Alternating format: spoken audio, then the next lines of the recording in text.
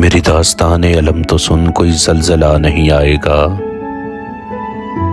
میری داستان علم تو سن، کوئی زلزلہ نہیں آئے گا۔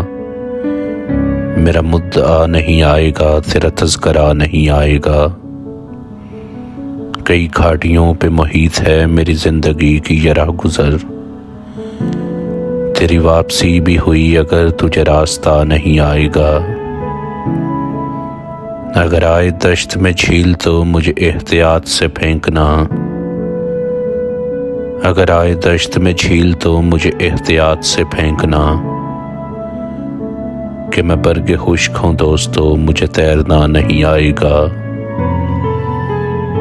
اگر آئے دن تیری راہ میں، تیری کھوج میں، تیری چاہ میں، یوں ہی قافلے جو لٹا کیے کوئی قافلہ نہیں آئے گا۔ کہیں انتہا کی ملامتیں، کہیں پتھروں سے اٹی چھتیں، تیرے شہر میں میرے بعد اب کوئی سر پھرا نہیں آئے گا۔ کئی گھاٹیوں پہ محیط ہے میری زندگی کی یہ راہ گزر۔ تیری واپسی بھی ہوئی اگر تجھے راستہ نہیں آئے گا۔ میری داستان علم تو سن، کوئی زلزلہ نہیں آئے گا۔